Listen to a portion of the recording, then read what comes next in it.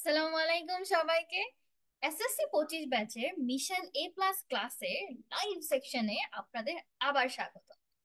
আমরা কিন্তু গত ক্লাসে ট্রান্সফর্ম করতে শিখেছিলাম, বাক্যগুলোর রূপ পরিবর্তন করতে শিখেছিলাম, অর্থটাকে একদম যেমন আছে তেমন রেখে। আজকে একটা ইন্টারেস্টিং কাজ করব।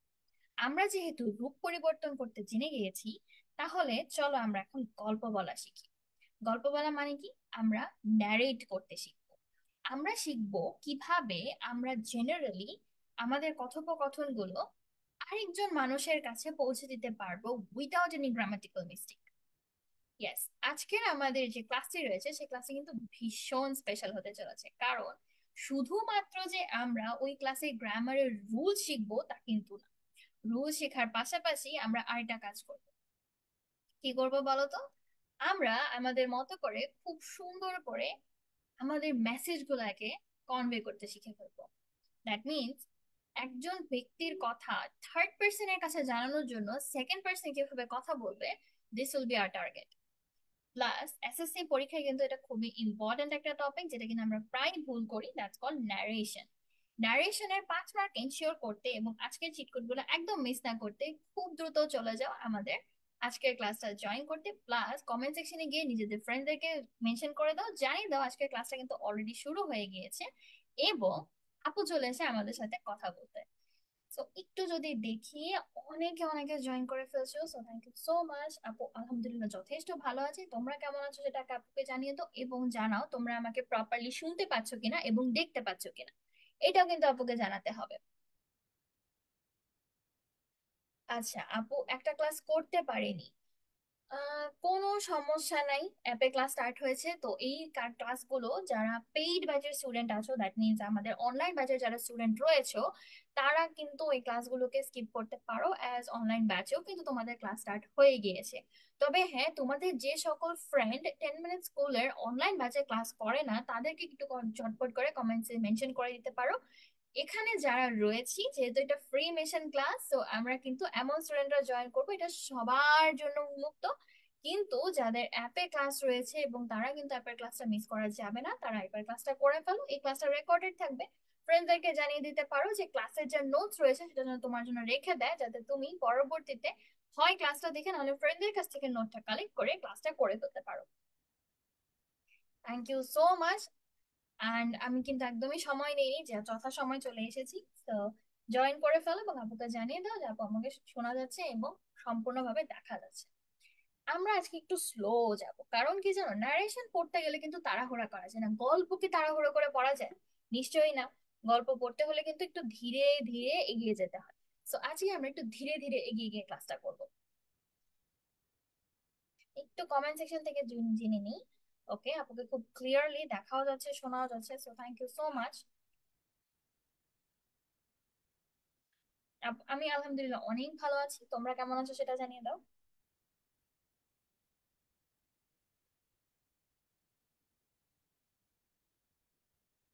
অলরাইট, তাহলে আমরা কারা কারা অলরেডি রেডি হয়ে গেছি ক্লাসটা করার জন্য একটু আপুকে জানিয়ে দিই।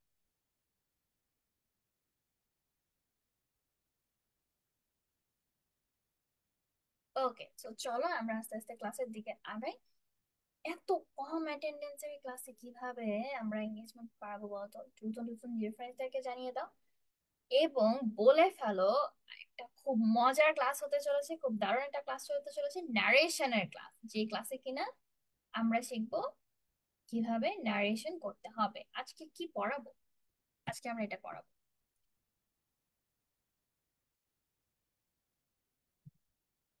আজকে পড়াবো আমরা ন্যারেশন। আজকে ন্যারেশনের ক্লাসে তোমাদেরকে অনেক অনেক অনেক স্বাগত। রেডি? ওকে। সাউন্ড কম শোনা যাচ্ছে? এখনো কি সাউন্ড কম শোনা যাচ্ছে কিনা সেটা জানিয়ে দাও। ইউটিউবে কেন লাইভ নেই? এটা গ্রুপে ক্লাস হচ্ছে আপু, দ্যাটস ওয়াই এটা ইউটিউবে লাইভ নেই, তবে এখান থেকেই ক্লাসটা করে ফেলতে পারো।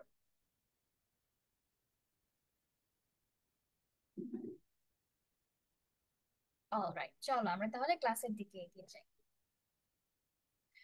সো ন্যারেশন, প্রথমে বুঝতে হবে what is narration. Narration is basically narrating something, কোনো কিছুকে ভালো করে এক্সপ্লেইন করা, সেটা হবে third person point of view থেকে। Third person point of view মানে কি?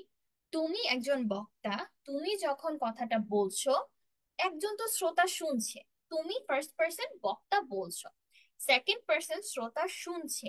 এবার যে ব্যক্তিটা তৃতীয় রয়েছে, যে জানে না তোমার সাথে বক্তার ঠিক কি কথা হয়েছে, তার কাছে যখন তুমি বক্তার কথাটা পৌঁছে দিবে, সেই পুরো ঘটনাটাই হচ্ছে অ্যাকচুয়ালি ন্যারেশন। দ্যাটস ওয়াই ন্যারেশনকে একদম খাঁটি বাংলায় বলা হয় গল্প বর্ণনা করা। কেন গল্প বর্ণনা করা? কারণ তোমার কাছে যে ঘটনা অলরেডি ঘটে গিয়েছে সবকিছুই কিন্তু গল্প। তো এই গল্পগুলোকে বর্ণনা করতে হলে আমাদের ন্যারেশনের পুরো প্রসেসটা খুব ভালোভাবে জানতে হয়। যেমন আজকে কিন্তু আমরা অনেক কথা বলবো, এটা যখন তুমি তোমার কোনো ফ্রেন্ডকে গিয়ে বলবে যে আপুর ক্লাসে আমরা এটা পড়েছি বা এটা জেনেছি, পুরো প্রসেসটা হয়ে যাবে ন্যারেশন। এবার ন্যারেশন যখন আমরা ইংলিশে করি, তখন আমরা গ্রামাটিক্যাল বেশ কিছু রুল ফলো করে সেটা করি। সেই রুলগুলো কি, সেগুলো যেমন আজকে আমরা জানবো, অর্থাৎ বেসিক রুলস। আমরা কিন্তু রিপোর্টেড স্পিচের একটা ফরম্যাট জানবো, তার মানে ইনডিরেক্ট স্পিচে গেলে ন্যারেশনটা ঠিক কিরকম হবে আমরা সেটা জানবো। পাশাপাশি আমরা বেশ কিছু ট্রিক এবং ওয়ার্ড চার্টও জানবো, অর্থাৎ যেগুলো কিনা জেনারেলি আমাদের চিট কোড হয়ে থাকে, তো আমরা চিট কোড গুলাও জানবো, যাতে পরীক্ষার সময় ন্যারেশনে আমাদের কোনো ভুল না থাকে। এবং এসএসসি তে যেহেতু প্যাসেজ ন্যারেশন আসে, তো প্যাসেজ ন্যারেশনটা কিভাবে করতে হবে? আচ্ছা, ন্যারেশনের রুলস পড়াবো না, ঠিক আছে, রুলস পড়াবো না, ব্যাখ্যা করে দিব, হাউ অ্যাবাউট দ্যাট? ন্যারেশন অনেকদিন পড়ার পরেও ভালোভাবে বুঝতে পারিনি, চলো আজকের ক্লাসটা করার পরে জানিয়ে দিবে তুমি আমাকে যে আপু নারেশনের রুলস গুলো এখন আর কোনো প্রবলেম আছে কি নাই। So let's the class begin.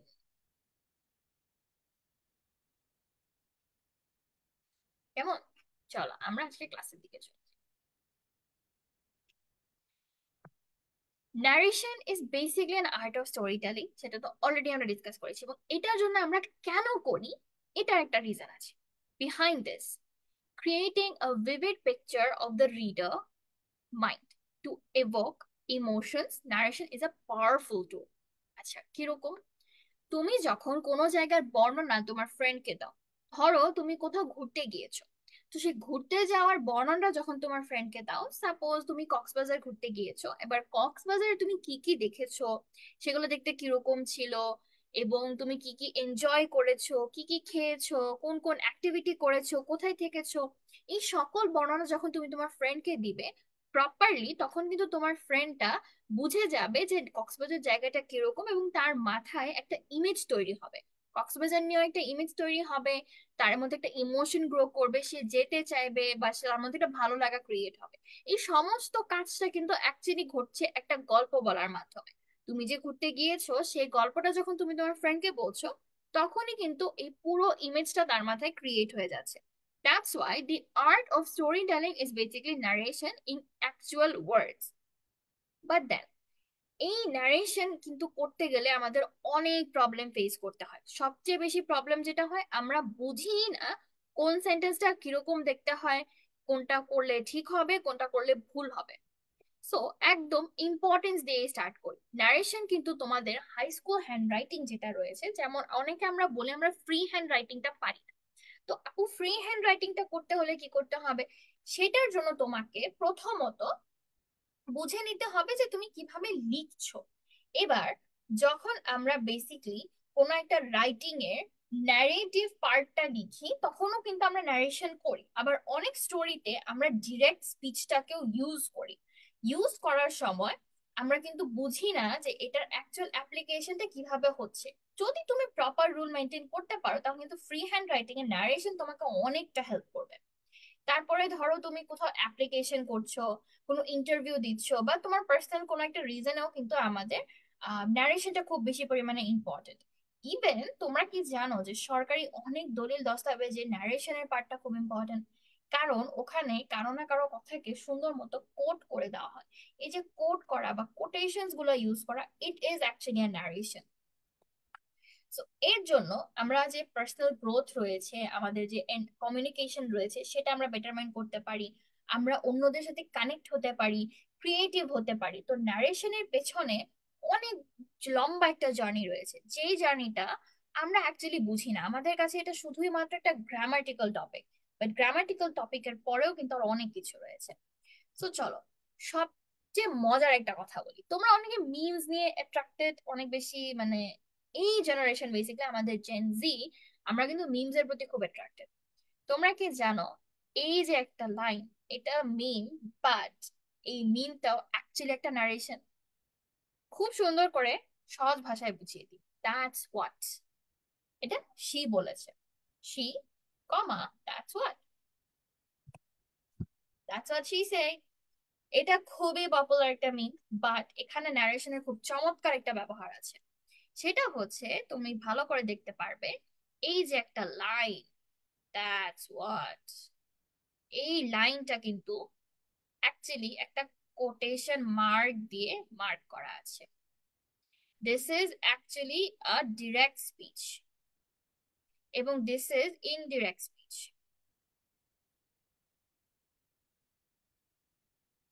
এই যে শি সেইড, এই পার্টটা কিন্তু সেইড প্রথমত ছিলই না, উজ্জ্বল ছিল।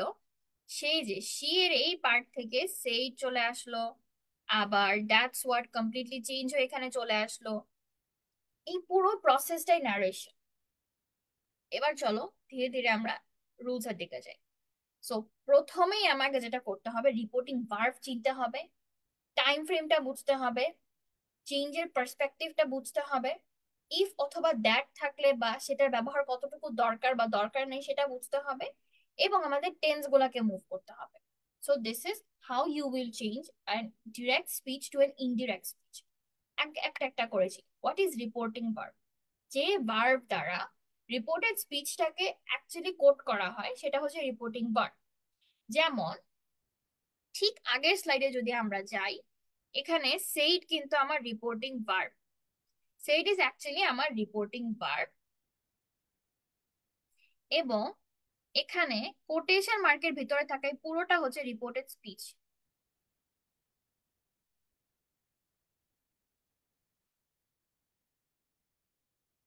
সো রিপোর্টেড স্পিচ হচ্ছে এই কোটেশন মার্কের ভেতরে থাকা পুরো পার্টটা, এবং রিপোর্টিং ভার্ব হচ্ছে যেই ভার্ব দ্বারা অ্যাকচুয়ালি রিপোর্টেড স্পিচটাকে আমরা কোড করি।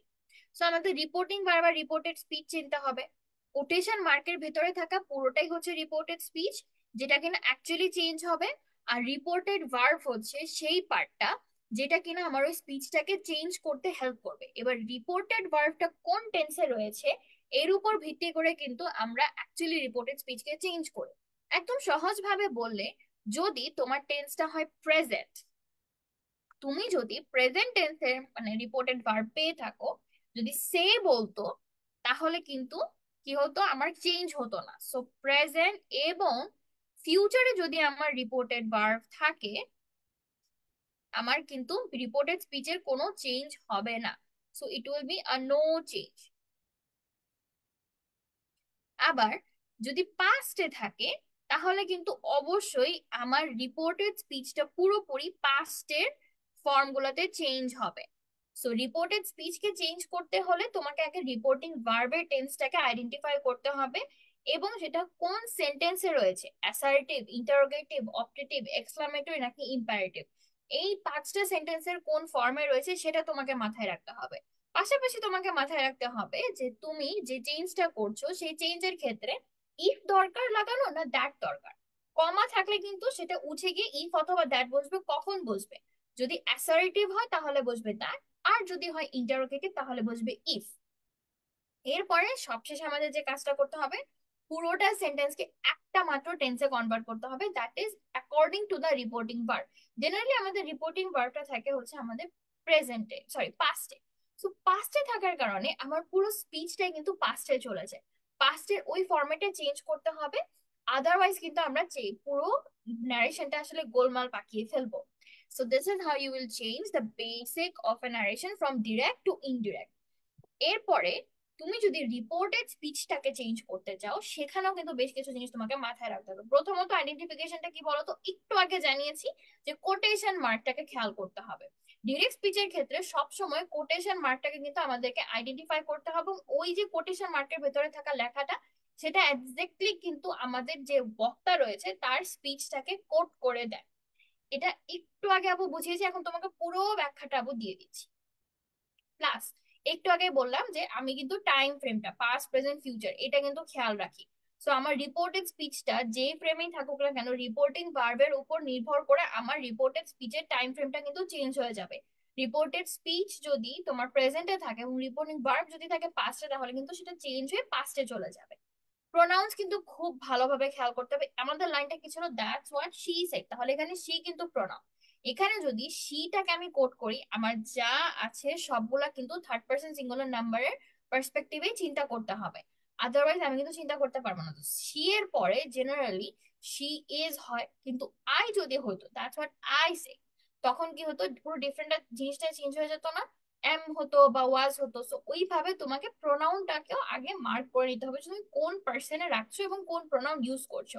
অরিজিনাল স্পিকারটা আসলে কোন প্রোনাউনে, আই মানে ফার্স্ট পার্সনে, নাকি সি দিয়ে বলবো থার্ড পার্সনে, এইভাবে। লাস্টলি টেন্স চেঞ্জ আমরা জানি যে ভার্ব অ্যাকচুয়ালি ডিরেক্ট স্পিচের ক্ষেত্রে খুব বেশি পরিমাণে একটা এফেক্ট ফেলে। The verb tense in direct speech might need to be changed back to the original form. Depends, তুমি কিভাবে চেঞ্জ করবে সেটা কমপ্লিটলি ডিপেন্ড করবে হচ্ছে রিপোর্টেড ভার্বের উপর। সরি, রিপোর্টিং ভার্বটা যেই টেন্সে রয়েছে সেটার উপর ভিত্তি করে কিন্তু আমরা রিপোর্টেড স্পিচটাকে চেঞ্জ করব। অনেক সময় আমাদের রিপোর্টেড স্পিচটা যদি পাস্টে থেকে থাকে এবং আমার যদি ইনস্ট্রাকশন এমন থাকে যে আমাকে সেটা প্রেজেন্টে বা বেস ফর্মে নিয়ে আসতে হবে, তখনও কিন্তু আমাকে খেয়াল করতে হবে যে আমার ভার্বের পুরো চেঞ্জটা টেন্স ওয়াইজ হচ্ছে কিনা।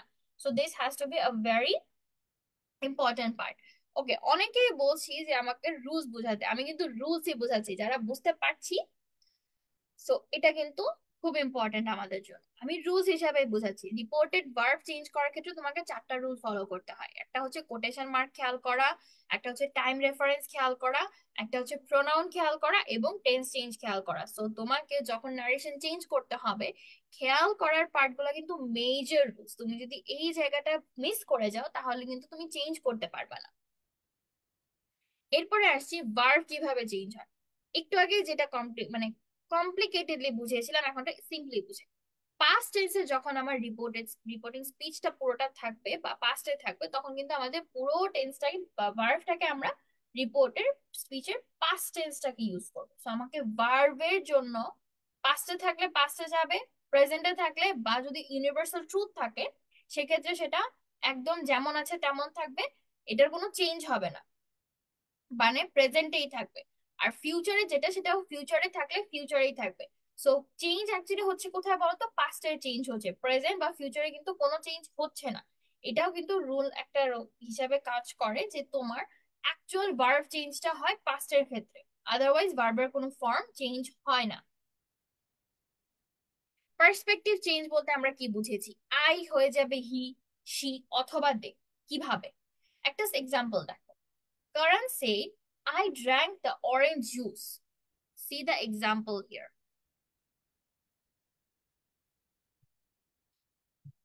I drank the orange juice. Karan said that he drank the apple juice.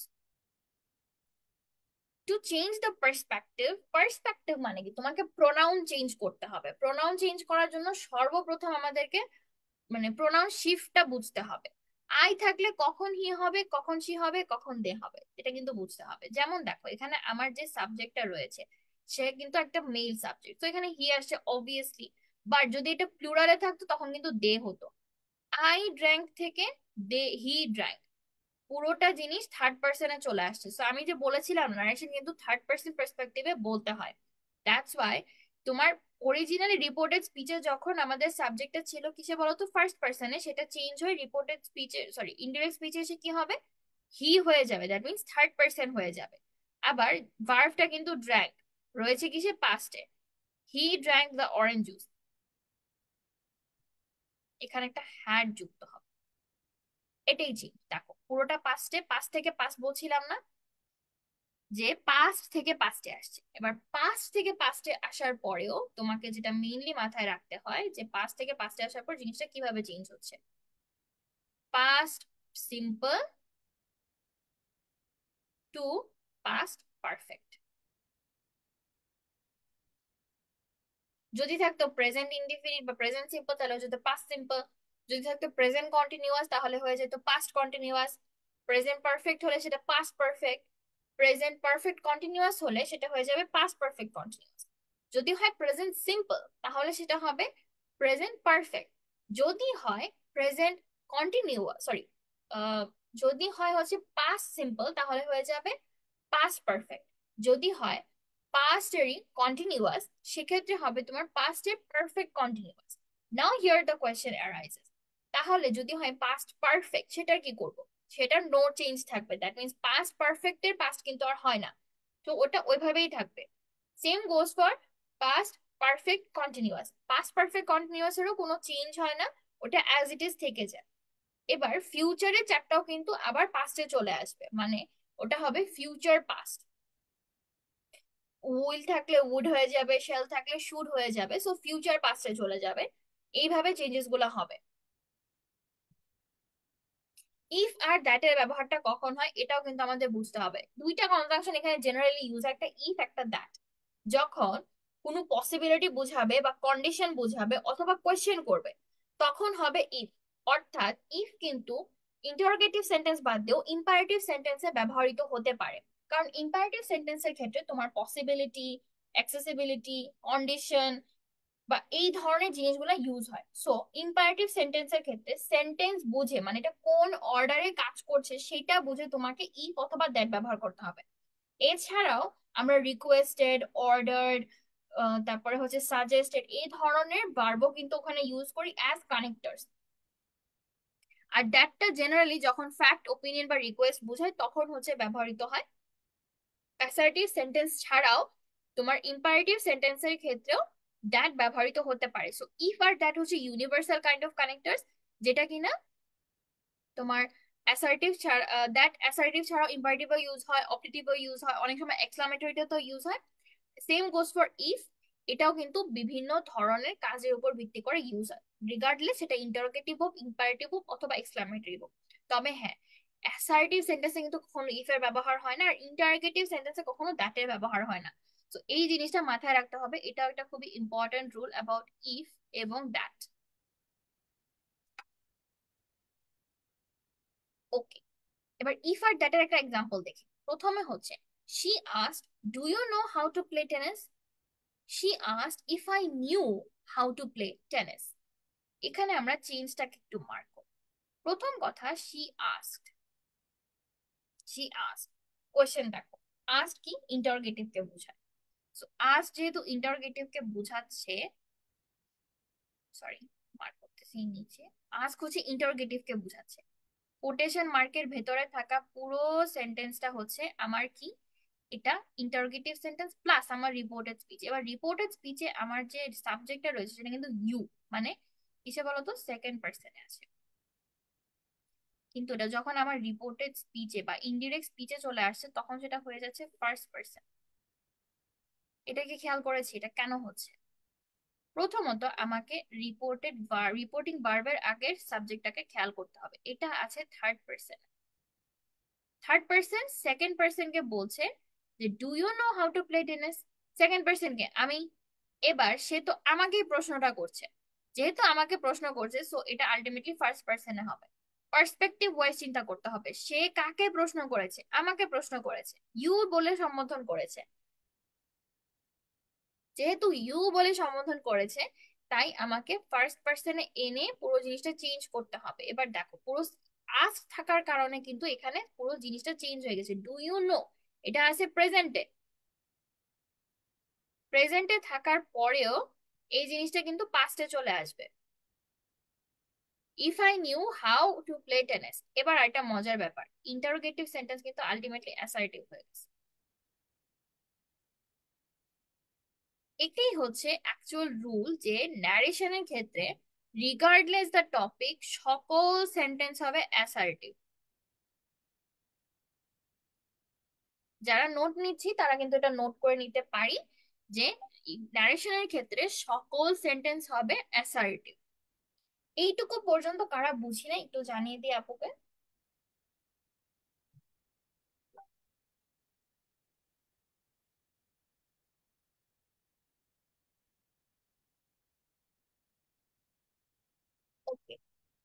বুঝি নাই, কতটুকু বুঝে না এবং কি বুঝে না এটা একটু বলেন।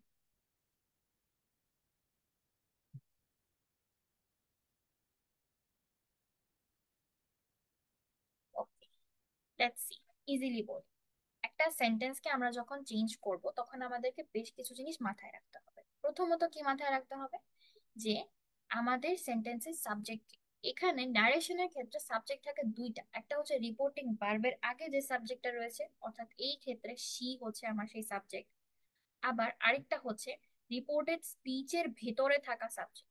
রিপোর্টিং ভার্বের আগে যে সাবজেক্টটা থাকে সে হচ্ছে প্রশ্ন করছে বা উক্তি দিচ্ছে, সেটা হচ্ছে আমার বক্তা। আর রিপোর্টেড স্পিচের ভেতরে যে সাবজেক্টটা থাকে সে হচ্ছে আমার শ্রোতা বা যাকে আমি কথাটা বলছি। সো বক্তার কথাটা শ্রোতা শুনছে। এবার বক্তা শ্রোতাকে যা কমান্ড করবে তার উপর ভিত্তি করে চেঞ্জটা হবে, রিগার্ডলেস তোমার সাব সেন্টেন্সের স্ট্রাকচার যেটাই হোক, সেটা কোয়েশ্চেন হোক, সেটা কোনো এক্সক্লামেশন, কোনো অর্ডার বা কোনো সাজেশন। তোমাকে আগে বুঝতে হবে যে আমার বক্তা শ্রোতাকে ঠিক কি বলছে। এখানে বক্তা প্রশ্ন করেছে, শি আস্কড। প্রথমে আমি বলে নিয়েছি আস্কড। এবার আস্কড বোঝাতে হলে তোমাকে ইফ যে প্রোনাউনটা, সরি যে কানেক্টরটা রয়েছে সেটা বসাতে হবে। কখন বসাতে হবে, এই যে কমা রয়েছে না, কমাটাকে তুলে দিয়ে ইফ বসাতে হবে। কেমন? কমাটাকে তুলে দিয়ে তোমাকে ইফ বসাতে হবে। এরপরে তুমি যেটা করবে, যে ওই যে সেন্টেন্সটা রয়েছে সেটাকে অ্যাকর্ডিং টু দা বক্তা চেঞ্জ করে দিবে। যেমন এখানে আছে বেশ কিছু সিস্টেম, এটা হচ্ছে ইন্টারোগেটিভ। এছাড়া অপটেটিভ, এক্সক্লামেটরি সবগুলোর ক্ষেত্রে কিন্তু নানান ধরনের চেঞ্জেস রয়েছে। কেমন? এবার যাই পরবর্তীতে।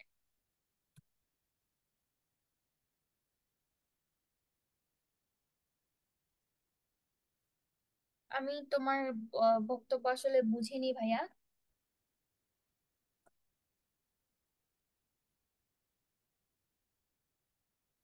আচ্ছা, এবার সেন্টেন্সের যে সরি টেন্সের যে চেঞ্জটা এটা একটু বুঝতে হবে।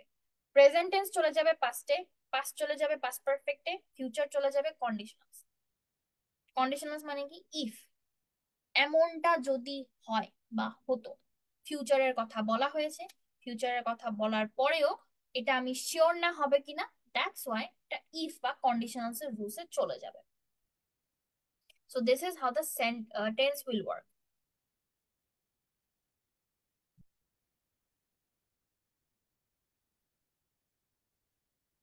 কেমন? যেমন একটা এক্সাম্পল দেখি, Karina said I have repaired my bicycle. Karina said she had repaired her bicycle. এখানে কমার পরিবর্তে কি ব্যবহৃত হতে পারে তুমিই বলো। কমার পরিবর্তে এখানে ঠিক কি ব্যবহৃত হতে পারে তোমরা একটু কমেন্ট করে জানাও দ্রুত। এই যে সেন্টেন্সটা রয়েছে কারিনা সেড, এই সেন্টেন্সটার মধ্যে অ্যাকচুয়ালি কমার পরিবর্তে কি ব্যবহৃত হবে, এবং তোমরা পরবর্তীটাও বলতে পারো কমার পরিবর্তে কি ব্যবহৃত হবে। এখানে কিন্তু কমা আছে বাট একটা কানেক্টর মিসিং, সেই কানেক্টরটা কি এটা একটু জানো।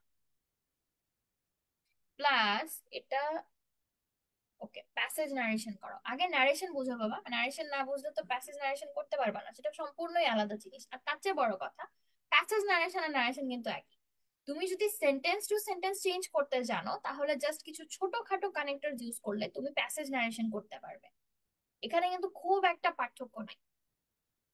ওকে, that that sure that if হবে না, ইফ কেন হবে না বলো তাহলে, ছোট্ট কথায়, ছোট্ট কথায় আপুকে জানিয়ে দাও মানে কেন হবে না। আর প্যাসেজ নারেশন নিয়ে যারা মানে কনসার্ন, তারা একটা জিনিস বুঝে নিতে হবে যে প্যাসেজ নারেশন অ্যাকচুয়ালি কিন্তু ডিফারেন্ট কিছু না। তুমি যখন সেন্টেন্স বাই সেন্টেন্স চেঞ্জ করছো এটাকে আমরা নাম দিই সেন্টেন্স নারেশন, আর যখন আমরা প্যাসেজ ধরে চেঞ্জ করছি সেটাকে আমরা নাম দিই হচ্ছে প্যাসেজ নারেশন। বাট তুমি যদি সেন্টেন্স বাই সেন্টেন্স চেঞ্জ করতে জানো, প্যাসেজে থাকা 5টা সেন্টেন্সকে চেঞ্জ করতে তোমার খুব একটা অসুবিধা হবে না। দ্যাট, ওকে, সবার উত্তর সঠিক, এখানে দ্যাট মিসিং। তার মানে এখানে আমার অ্যাকচুয়ালি দ্যাট বসবে, কানেক্টর। এবং আমি বুঝে গেছি তোমরা পারফেক্টলি জিনিসটা বুঝো, সেম গোস ফর হিয়ার, এখানেও কিন্তু একটা দ্যাট বসবে। দ্যাট মিনস আমরা এটা বুঝে গিয়েছি যে কমার পরিবর্তে আমরা that as a connector use করি। এবার চলো দেখি যে এখানে সেন্টেন্সটা কিন্তু I have repaired my bicycle, এই হ্যাভটা চেঞ্জ হয়ে গেল হ্যাড এ। কেন? হ্যাভ হচ্ছে প্রেজেন্টের এবং হ্যাড কি পাস্ট। সো প্রেজেন্টটা পাস্টে চলে গেল। হি সেইস হি ইজ হাংরি, তাহলে হি সেইড হি ওয়াজ হাংরি, সে বলেছিল সে ক্ষুধার্ত ছিল। প্রেজেন্ট কিসে চেঞ্জ হচ্ছে? পাস্ট।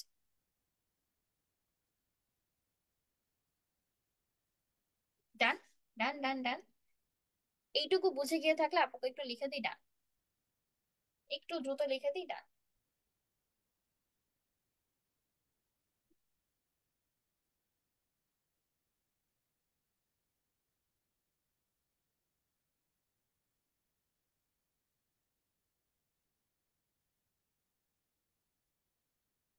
ওকে, প্রেজেন্ট। ঠিক আছে, সে থাকলে সেইড হলো কেন? এটা হচ্ছে চেঞ্জ করতে। তুমি যখন পুরোনো কোনো কথা বলবে, দেখো এটাতে কিন্তু কিয়া নাই, এটা নিজেই একটা সেন্টেন্স, এটা নিজে একটা সেন্টেন্স, পুরো একটা সেন্টেন্স। অনেক সময় এরকম সেন্টেন্স আসে যেগুলাতে কিনা আমাদের কি থাকে না, সাবজেক্টটা থাকে না। এটা কেউ একজন বলেছে, যেটা কিনা প্যাসেজ নারেশনে তোমরা সবচেয়ে বেশি পরিমাণে ফেস করো, কঠিন লাগে। সেটা কি? এই যে দেখো সেন্টেন্সটা আমরা কেউ আইডেন্টিফাই করতে পারলাম না যে এটা অ্যাকচুয়ালি নিজেই একটা সেন্টেন্স, মানে এটা অ্যাকচুয়ালি এমন একটা সেন্টেন্স যেটার আগে পরে কোনো একটা কি থাকবে, সাবজেক্ট থাকবে। তো নিজে কোটেশন মার্কে থাকলে এটা তো অবভিয়াসলি হি বা সি কেউ একজন বলছে। উজ্জ একটা সাবজেক্ট আছে, সো উজ্জ সাবজেক্টটার কারণে এই পুরো সেন্টেন্সটাকে আমরা রিপোর্টেড স্পিচ হিসাবে ধরে নিয়ে চেঞ্জ করব। সো রিপোর্টেড স্পিচ হিসাবে ধরে নিয়ে যখন আমরা চেঞ্জ করছি, এই পুরোটাই কিন্তু চেঞ্জ হচ্ছে। He says he is hungry, he said he was hungry. এবং এই দ্যাটটা মিসিং হচ্ছে কিসের কারণে? এখানে এই উজ্জ সাবজেক্টের জন্য, সাবজেক্ট কিন্তু নাই। এটাই হয় আমাদের প্যাসেজ নারেশনে। আমরা অনেক সময়, আচ্ছা, আমরা অনেক সময় কি করি, আমরা অ্যাকচুয়ালি সাবজেক্ট আইডেন্টিফাই করতে পারি না যখন আমরা প্যাসেজ নারেশন করি। এরকম প্যাসেজের পরে দেখা যায় প্যাসেজের লাস্টে একটা সাবজেক্ট লিখে দিছে। ধরো এখানে আছে অন্য কিছু, তারপরে তোমার বলে দিছে যে সেইড দা, সরি আমার দা এর এজ অন্যরকম হয়ে গেছে, সেইড দা বয়। প্যাসেজ নারেশনে সবার লাস্টে গিয়ে আমরা সাবজেক্ট পাই। তাহলে সবকিছু কি বলো, এখানে সেইড এর কারণে দ্যাট দিয়ে ব্যবহার করে, সবকিছু দিয়ে ব্যবহার করে, so sorry, সবকিছু দিয়ে ব্যবহার করে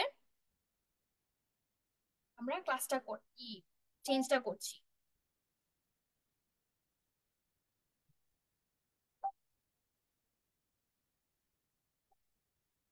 ওকে, এবার যাচ্ছি কি এলিমেন্টস অফ রিপোর্টেড স্পিচ, যেটা কিনা সবচেয়ে বেশি পরিমাণে আমাদের ইম্পর্টেন্ট লাগে। Place adjustment. প্লেস অ্যাডজাস্টমেন্টটা আমাদের জন্য খুবই ইম্পর্টেন্ট। ওকে আপু, অনেক ইজি রুল পড়াচ্ছেন, এবার একটু কঠিন রুল। ঠিক আছে, চলেন আমরা এবার কঠিন রুলের দিকে জাম্প করি।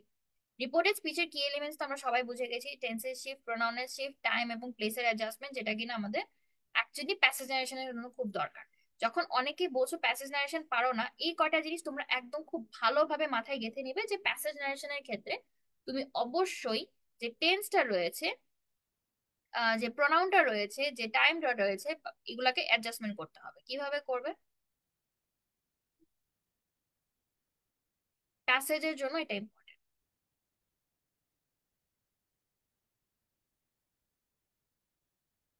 সেটা হচ্ছে আমাদের প্যাসেজ নারেশনের চিট কোড।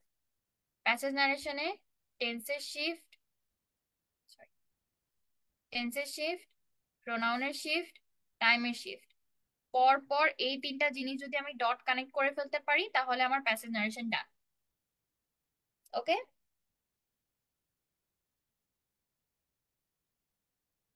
ব্লার হয়েছে? আমি তো প্রপারলি দেখতে পাচ্ছি, স্ক্রিনে কি কোনো কারণে ব্লার দেখাচ্ছে? চলো তোমাদেরকে একটু জুম করে দিই।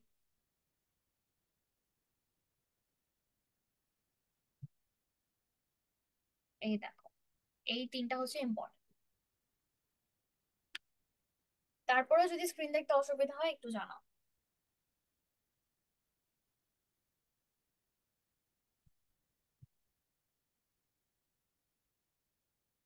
ডান ক্লিয়ার? ডান ডান ডান। অলরাইট, যেহেতু ডান, চলো আমরা পরেরটাই যাই। মোডালস এর দিকে আমাদের খেয়াল রাখতে হবে। মোডালস থাকলে কিন্তু আবার টেন্সের শিফটে ডিফারেন্ট হয়। তো এটাও কিন্তু মনে রাখতে হবে যে মোডালস থাকলে টেন্সের শিফট খুবই ডিফারেন্ট হয়। এবং কোয়েশ্চেন ইন রিপোর্টেড স্পিচ থাকলেও কিন্তু আমাদের এটার অ্যাডজাস্টমেন্টটা ডিফারেন্টলি করতে হয়। সো আগের স্লাইডে আমরা শিখেছি তিনটা, এই স্লাইডে শিখছি দুইটা। দ্যাট মিনস এই পাঁচটা রুল মাথায় রাখতে পারলে, তোমার মানে এই পাঁচটা জিনিস খেয়াল করতে পারলে এবং ন্যারেশনের রুলগুলো ভালোভাবে বুঝতে পারলে তুমি খুব তাড়াতাড়ি প্যাসেজ নারেশনটা করে ফেলতে পারবে। তো প্যাসেজ নারেশনের জন্য আমাদের যে পাঁচটা কি এলিমেন্ট রয়েছে, টেন্সের শিফট খেয়াল করা, প্রোনাউনের চেঞ্জ খেয়াল করা, টাইম এবং প্লেস অফ অ্যাডজাস্টমেন্ট খেয়াল করা, মোডালস গুলা ঠিকঠাক আছে কিনা সেটা দেখতে হবে এবং সেটা কাকে বোঝাচ্ছে। আমাদের রিপোর্টেড ভার্বে, সেই রিপোর্টিং ভার্বের আগে যে সাবজেক্ট রয়েছে তাকে বোঝাচ্ছে না রিপোর্টেড স্পিচে থাকা সাবজেক্টকে বোঝাচ্ছে, এটা আইডেন্টিফাই করতে হবে। এবং লাস্টলি কোয়েশ্চেনটা ঠিক কোথায় ব্যবহৃত হচ্ছে এবং সেটাকে ট্রান্সফর্ম করে আমরা স্টেটমেন্টে নিয়ে আসছি কিনা, আমরা এক্সক্লামেশনকে ট্রান্সফর্ম করে স্টেটমেন্টে নিয়ে আসছি কিনা, এই সমস্ত কিছু আমাদেরকে খেয়াল রাখতে হবে for passage narration. So passage নারেশনের চিট কোড এই পাঁচটাই। তুমি পাঁচটা জায়গা খেয়াল করে তুমি যদি নারেশনের নর্মাল রুল অনুযায়ী চেঞ্জ করে ফেলো তাহলে তোমার প্যাসেজ নারেশন একদমই ডান এবং পরীক্ষায় 5 নাম্বার 100% কনফার্ম থাকবে। এবার বলো কারো কোনো প্রবলেম আছে কি? আমরা তাহলে প্রবলেম না থাকলে চলে যাব কখন কোথায় কি চেঞ্জ হচ্ছে, কি থাকলে কি চেঞ্জ হবে। দ্যাট মিনস আমাদের যে রুল বা আমাদের যে চিট কোড রয়েছে সেই চিট কোডের চার্টের দিকে চলে যাব। সো একটু জানিয়ে দাও যে এইখানে মানে এখনো পর্যন্ত আমরা যা পড়েছি এটাতে কারো কোনো প্রবলেম আছে কিনা। আমি একটু তাহলে কমেন্ট সেকশনটা দেখে আসি যে কারো কোনো সমস্যা হচ্ছে কিনা। Sound problem? অ্যাকচুয়ালি কি এখনো সাউন্ড প্রবলেম? আমাকে একটু বাকিরা জানাও তো। বিকজ আমি দেখতে পাচ্ছি এখানে এনাফ পরিমাণে সাউন্ড আছে। সাউন্ডের কোনো প্রবলেম আছে কিনা একটু আপাতত জানাও।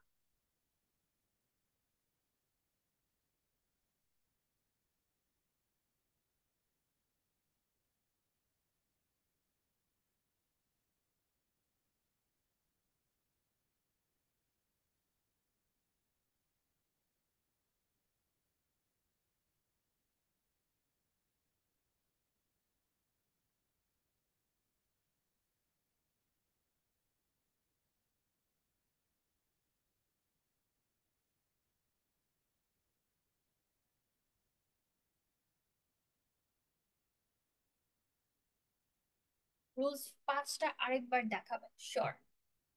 Here goes. রুলস না, এটা অ্যাকচুয়ালি তোমরা কিভাবে রিপোর্টেড স্পিচটাকে চেঞ্জ করবে সেটা তোমাকে বুঝতে হবে। মানে প্যাসেজ নারেশনের ক্ষেত্রে রিপোর্টেড স্পিচের যে চেঞ্জটা রয়েছে সেক্ষেত্রে আমাদের পাঁচটা জিনিস খুব ভালোভাবে লক্ষ্য রাখতে হবে, মানে যেগুলোকে আমরা বলি কি এলিমেন্টস।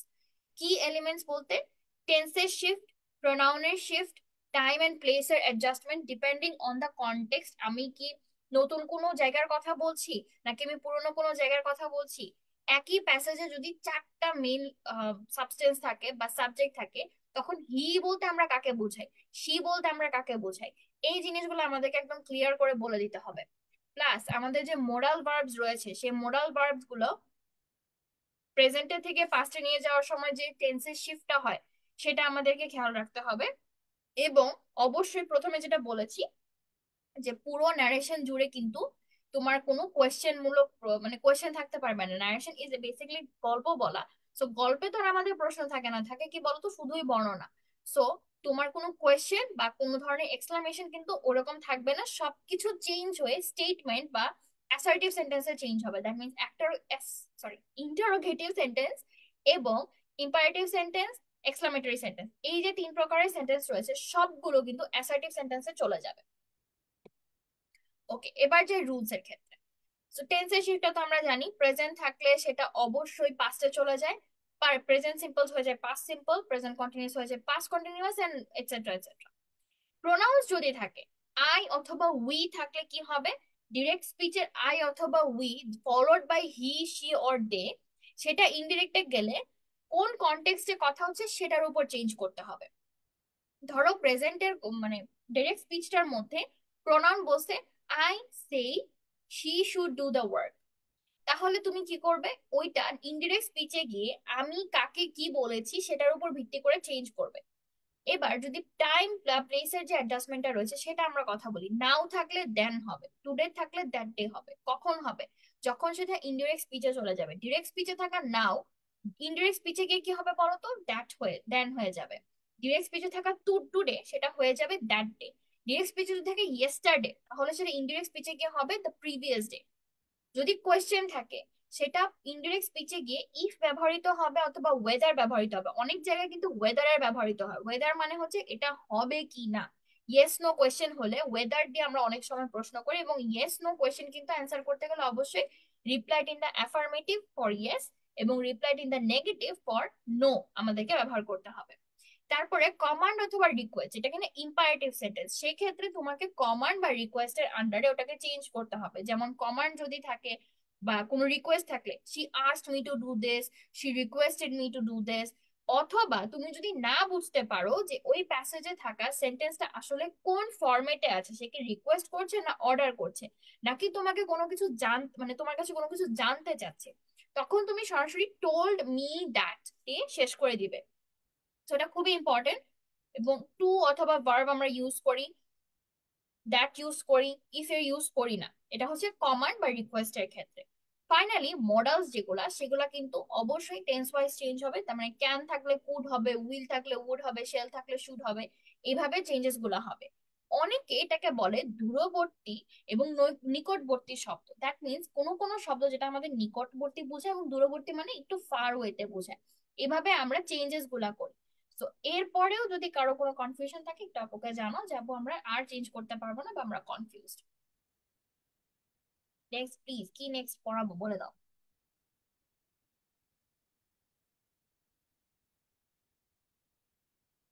কারোর কোনো কনফিউশন নাই নাকি?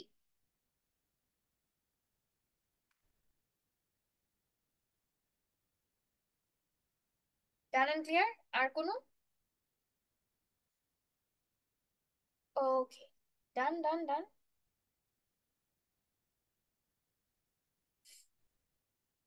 ঠিক আছে, চলো আমরা তাহলে পরেরটাই যাই। এবার দেখো টেন্সের কি চেঞ্জটা হয়। একটু আগেও বলেছি এখনো বলছি, সিম্পল টু থাকলে past simple, present continuous past continuous, future tense থাকলে ফিউচার টেন্সের উইল অথবা শ্যাল সবসময় চেঞ্জ হয় উড অথবা শুড হবে, যেটা কিনা ফিউচার ইন দা পাস্ট বলা হয়। এরপরে হচ্ছে তোমার পাস্ট টেন্সের কোনো চেঞ্জ হয় না, ওটা অ্যাজ ইট ইজ থাকে। কোন পাস্ট টেন্সের চেঞ্জ হয় না বলো তো? হয় না হচ্ছে পাস্ট সিম্পল বা পাস্ট পাস্ট সিম্পল থেকে পাস্ট পারফেক্ট। পারফেক্ট আর পারফেক্ট যে কন্টিনিউয়াস, ওই দুইটার কোনো চেঞ্জ হয় না।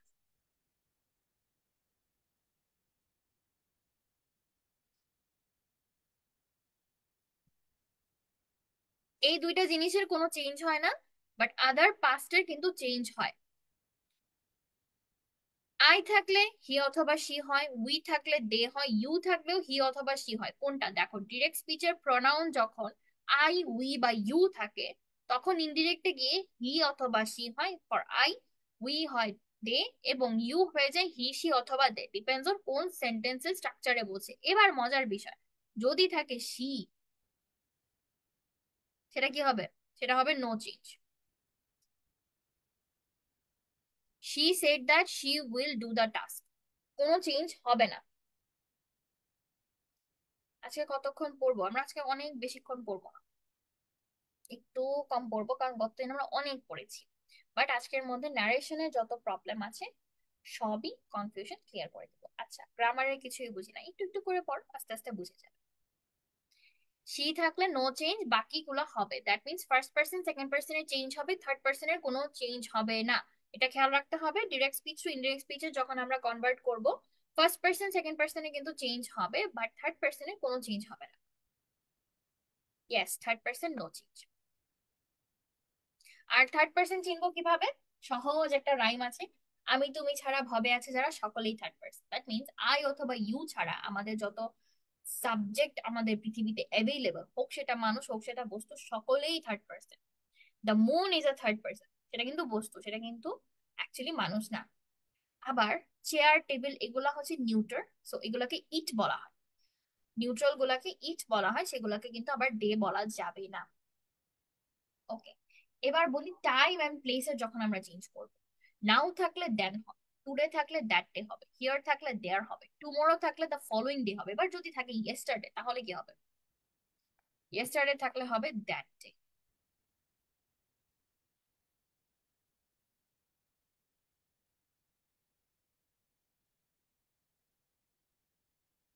এটা হবে the previous day.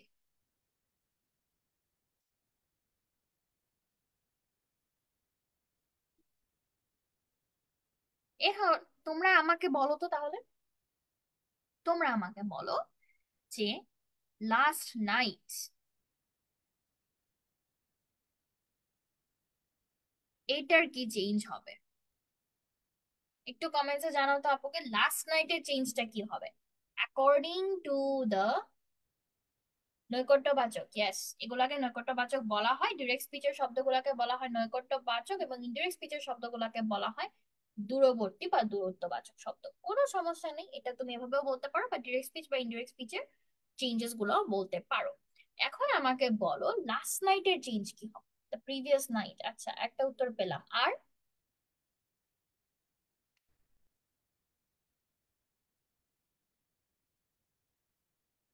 The previous night, okay. Okay, answer একদম সঠিক হয়েছে, একদম পারফেক্ট অ্যান্সার দিয়েছো। It is the previous night. তাহলে চলো এবার আমরা ইউনিভার্সাল ট্রুথের একটা চেঞ্জ আছে সেটা দেখে নিই। ইউনিভার্সাল ট্রুথ বা হ্যাবিচুয়াল ফ্যাক্টস জেনারেলি যেমন আছে তেমনই থাকে, সেটার কোনো চেঞ্জ হয় না। শুধুমাত্র কিসের চেঞ্জ হয়? পার্সনের চেঞ্জ হয়। যেমন ধরো, Shabab says I eat an egg a day, আমি প্রতিদিন বা দিনে একটা ডিম খাই। ইনডিরেক্ট স্পিচে গেলে Shabab says that he eats an egg a day, সে দিনে একটা ডিম খায়। এটা কি? তার স্বভাব, সে প্রতিদিনই সেটা খেয়ে থাকে। দ্যাটস ওয়াই তার কিন্তু টেন্সের চেঞ্জটা হয়নি। কি চেঞ্জ হয়েছে বলো তো? শুধুমাত্র পার্সনের চেঞ্জ হয়েছে। Here I'll show you the difference. Shabab says I eat an egg a day, right? I, এখানে হি তে চেঞ্জ হলো। তো একটু আগে যে বললাম আই থাকলে হি হয়ে যাবে। এবার দেখো, ইটস এন এগ, হি এর কারণে আমার ভার্বের কনজুগেটেড এর থার্ড পারসন সিঙ্গুলার নাম্বারের কারণে জাস্ট চেঞ্জটা হয়েছে। এছাড়া আমার টেন্সের কিন্তু পরিবর্তন হয় নাই। সো আমি just right form of verbs এর রুল অনুযায়ী এটাকে চেঞ্জ করছি, আদারওয়াইজ আমি কিন্তু চেঞ্জ করছি না। আবার সেইজ কিন্তু সেইজই রয়েছে, কমার পরিবর্তে দ্যাট বসেছে। সো এবার দেখো, অনেকের প্রশ্ন ছিল যে আগেরটাই কেন সেইজ চেঞ্জ হলো, এটাই কেন চেঞ্জ হলো না? কারণ এই সেইজটা হচ্ছে কমার আগে, আর ওখানে কমাই ছিল না। যেহেতু কমা ছিল না, সেটা পুরোটা ইনভার্টেড কমার আন্ডারে একটা মাত্র কন্টেক্সট হিসাবে আমরা চিন্তা করি। দ্যাটস ওয়াই ওখানে চেঞ্জটা হয়েছিল আর এখানে চেঞ্জটা হয়নি। আচ্ছা, same goes for another. Samantha said I shall leave for London tomorrow, আমি আগামীকাল লন্ডনের জন্য দেশটা ত্যাগ করব বা চলে যাব। সেখানে দেখো চেঞ্জটা কি হলো? Samantha said that she would leave for London the next day. এই যে টুমরো চেঞ্জ হয়ে কি হয়ে গেল? The next day. সো দূরবর্তী এবং নৈকট্যবাচক যে শব্দগুলো রয়েছে সেই জিনিসগুলো কিন্তু আমাদেরকে খুব ভালোভাবে খেয়াল রাখতে হবে।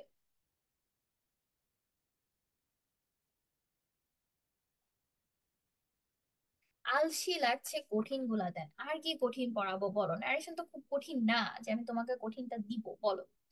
কঠিন লাগছে এখনো পর্যন্ত? এই রুলস গুলো যখন নর্মালি পড়তে যাবে নিজেরা নিজেরা অনেক কঠিন মনে হবে, বাট অ্যাকচুয়ালি কিন্তু এটা অত কঠিন না। ওকে, রিপোর্টেড স্পিচের সাথে কিছু এক্সাম্পল চলো আমরা দেখি। Example of narration with reported speech কিভাবে হয়? She said, I will go to the store later. She said that she would go to the store later. এটা কোন টেন্সে রয়েছে এটা একটু আপুকে জানো। দেখি কারা কারা এখনো পর্যন্ত পুরো জিনিসটা বুঝতে পেরেছি। সো আপুকে একটু জানাও এটা ঠিক কোন টেন্সে রয়েছে।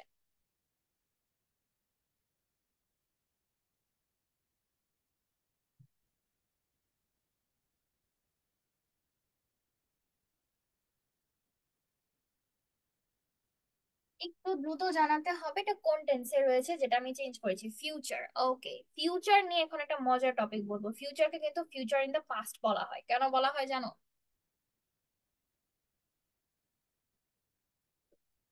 ফিউচারকে অ্যাকচুয়ালি বলা হয় future in the past. Present, প্রেজেন্টে রয়েছে ফিউচার। ওকে, প্রেজেন্ট না ফিউচার, নিজেরাই বলো দেখি। ফিউচার, ওকে। ফিউচার জয়যুক্ত হয়েছে ম্যাক্সিমাম ভোটের মাধ্যমে, সো ফিউচার ইনডিফিনিট একদম প্রপারলি বলেছেন। আপু ক্লাসটা কখন শেষ হবে? কখন শেষ করলে ভালো হয় তোমরাই বলো। আপু আজকে ক্লাসটা, আচ্ছা ঠিক আছে, একটু তাড়াতাড়ি শেষ করলে ভালো হয়। ওকে, একটু তাড়াতাড়ি ছেড়ে দেবো, খুব বেশি সময় নিব না। গতদিন আমরা প্রায় 2 ঘন্টার মতো ক্লাস করেছিলাম, আজকে আর একটু কম ক্লাস নেব, সেটাই হবে। ওকে, তো ফিউচারের ক্ষেত্রে যেটা আমাদেরকে মাথায় রাখতে হবে, ফিউচার কিন্তু ফিউচার ইন দা পাস্টে চলে যায়। ফিউচার ইন দা পাস্ট মানে কি? ফিউচার টেন্সে জেনারেলি কিন্তু আমরা বলি যে কোনো চেঞ্জ হয় না, বাট যেহেতু দেখো শি সে, এখানে রিপোর্টেড স্পিচের আগে যে ভার্বটা রয়েছে, রিপোর্টিং ভার্ব, এই যে শি সে, সেইটা কিন্তু কিসে আছে বলো? পাস্টে। যেহেতু রিপোর্টিং ভার্বটা রয়েছে পাস্টে, তাহলে এই যে রিপোর্টেড স্পিচে থাকা পুরো সেন্টেন্সটা চলে যাবে কিসে? পাস্টে। এবার পাস্টে নিতে হলে কি চেঞ্জ করব? উইল যেটা রয়েছে আমাদের কাছে, উইলটা চেঞ্জ হয়ে এখানে উডে চলে যাবে। উইলটা চেঞ্জ হয়ে উডে চলে যাবে, এবং উড এর পরে আর কোনো কিছু কিন্তু চেঞ্জ হচ্ছে না। উড কি বলতো, নিজেই কিন্তু একটা মডাল অক্সিলারি ভার্ব। আমি নিজেই কিন্তু বুঝতে পারতেছি না আমি কোথায় লাগাচ্ছি, বিকজ একটু পেনটা প্রবলেম করছে। ওকে, নো ইস্যুস, চলো যাই। উইল উডে চেঞ্জ হবে। উডের পরে কেন এটা চেঞ্জ হলো না, দ্যাট মিনস কেন ভার্ব চেঞ্জ হলো না, এটা আমাকে কে বলতে পারবে? 2 দিন ক্লাস করার পরে অ্যাটলিস্ট এটা আমাকে বলতে পারবে। এটা পাস্ট, রাইট? তাহলে গো কেন চেঞ্জ হলো না? গো কেন গো এর মতো থাকলো? এটা আমাকে কে বলতে পারবে? একটু দেখি, গো কেন চেঞ্জ হলো না। এটা হলে বুঝে যাব সাবজেক্ট ভার্ব এগ্রিমেন্টটা খুব ভালোভাবে বোঝা হয়েছিল।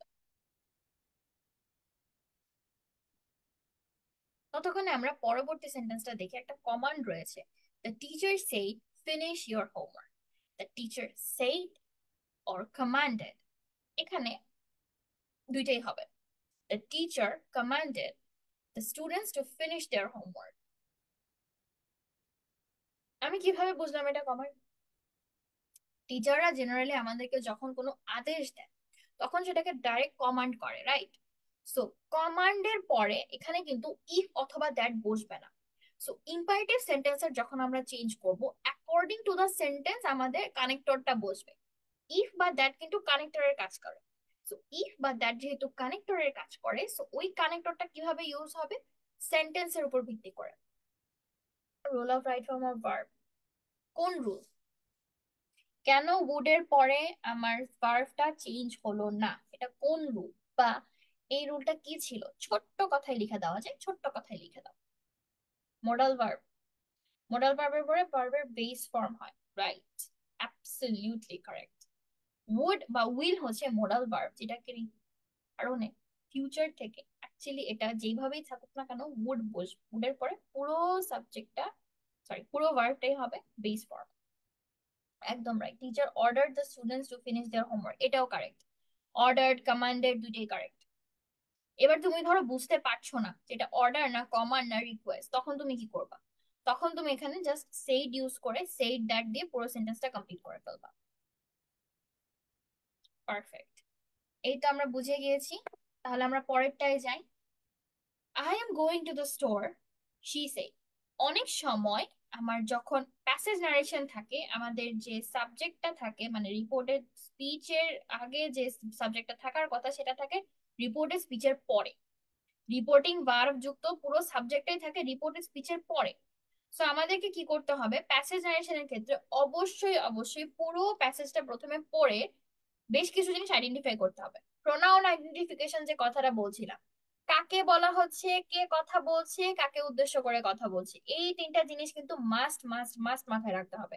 প্যাসেজ ন্যারেশন যখন আমরা করব, আমাদের মাস্ট মাথায় রাখতে হবে যে পুরো প্যাসেজটা পড়ে আমরা আইডেন্টিফাই করব কে কথা বলছে, কাকে উদ্দেশ্য করে বলছে এবং কি নিয়ে কথা বলছে। এই জিনিসটা আমাদেরকে মাস্ট মাথায় রাখতে হবে। সেম গোজ ফর হিয়ার, এরকম কিন্তু অনেক সেন্টেন্স আমরা পাবো যেটা কিনা তোমার ইন্ডিকেট করবে পুরো সেন্টেন্সের অ্যাকচুয়াল মাথাটাকে, দ্যাট মিন্স বক্তাটাকে, বাট সাবজেক্টটা থাকবে সবার লাস্টে। সো লাস্ট থেকে নিয়ে এসে কাজটা আমাদেরকে করতে হবে। I am going to the store, আমি স্টোরে যাচ্ছি। She say, she said that she was going to the store. চেঞ্জটা খেয়াল করি, শি সেড ছিল পেছনে, সামনে কেন চলে আসলো? শি সেড ছিল পেছনে, আসলো কোথায়? সামনে। কিভাবে? That's a big question, right? She said ছিল সামনে, সরি পেছনে, এসে পড়লো সামনে কেন?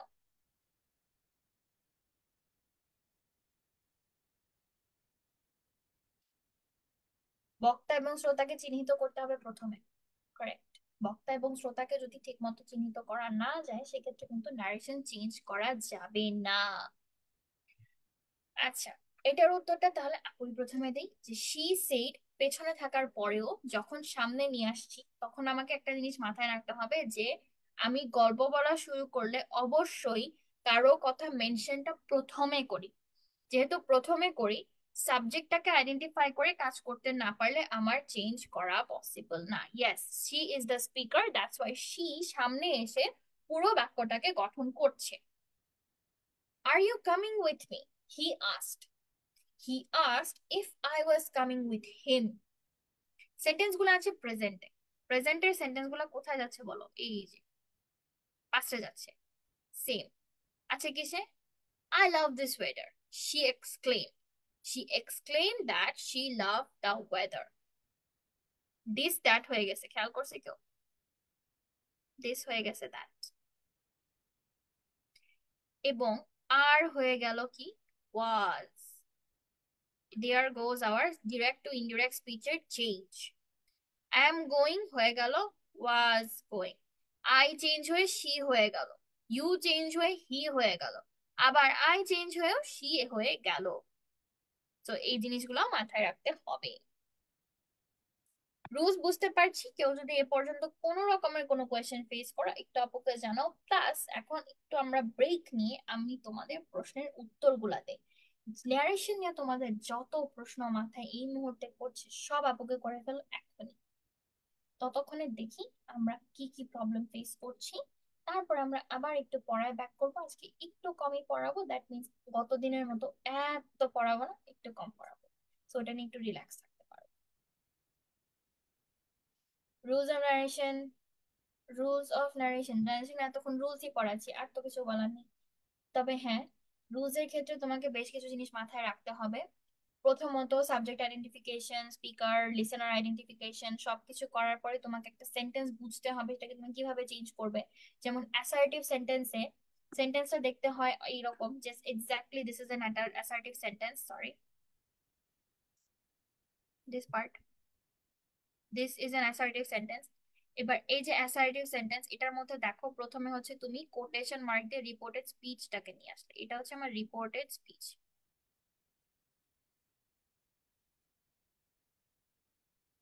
এই যে আমার রিপোর্টিং ভার্ব, সেইড, সেইড হচ্ছে আমার রিপোর্টিং ভার্ব। রিপোর্টিং ভার্ব দেখে আমি আইডেন্টিফাই করি এটা টেন্স কি। রিপোর্টিং ভার্ব দেখে আমি টেন্স আইডেন্টিফাই করি।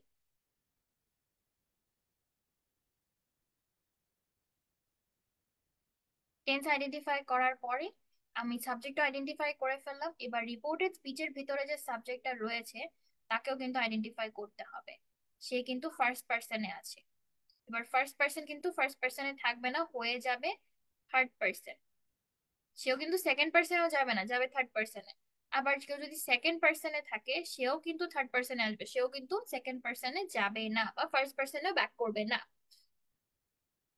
আচ্ছা, তারপরে হচ্ছে গোয়িং। গোয়িং কিন্তু বোঝাচ্ছে যে এটা কন্টিনিউয়াস। অ্যাম গোয়িং কন্টিনিউয়াস, পাস্টে গেলে পাস্টে কন্টিনিউয়াস হবে, পাস্টে কন্টিনিউয়াসেও কিন্তু গোয়িং গোয়িং এর জায়গায় থাকবে। ইনডিরেক্ট স্পিচের ক্ষেত্রে, যে ইনডিরেক্ট স্পিচ, এটার ক্ষেত্রে আমার গোয়িং কিন্তু গোয়িং এর জায়গায় থাকবে, গোয়িং এর জায়গায় কিন্তু চেঞ্জ হবে না। চেঞ্জ হচ্ছে কি বলতো, শুধুমাত্র এইটা প্রেজেন্ট থেকে পাস্টে চলে আসছে, মানে আমার অক্সিলারি ভার্বের চেঞ্জটা হচ্ছে, আমার মেইন ভার্বের কিন্তু চেঞ্জ হচ্ছে না। এবার দেখো এই যে একটা ইনডিরেক্ট স্পিচের পুরো সেন্টেন্স, এখানে কি কি আসছে, কমা উঠে গেছে না, কমা উঠে গিয়ে এখানে বসলো দ্যাট, এটা আমার কানেক্টর। যদি হতো কোয়েশ্চেন তাহলে বসতো ইফ, যেমন এখানে একটা কোয়েশ্চেন আছে, এই কোয়েশ্চেনের জন্য ইফ বসেছে। আবার এক্সক্লামেশন, এক্সক্লামেশন মার্ক ছাড়াও এক্সক্লেইমড ওয়ার্ডটা দিয়ে কিন্তু এক্সক্লামেশন বোঝাচ্ছে, তখন আবার এক্সক্লেইমডই থাকবে, সেটা কিন্তু অন্য কিছুতে চেঞ্জ হবে না। আস্কড হলে ইফ হয়, সেইড হলে দ্যাট হয়, বাট এক্সক্লেইমড বা অর্ডার্ড বা কমান্ডেড যদি থাকে সেক্ষেত্রে কিন্তু আর অন্য কিছু চেঞ্জ হবে না, যেমন আছে সেটাই আগে এসে বসবে।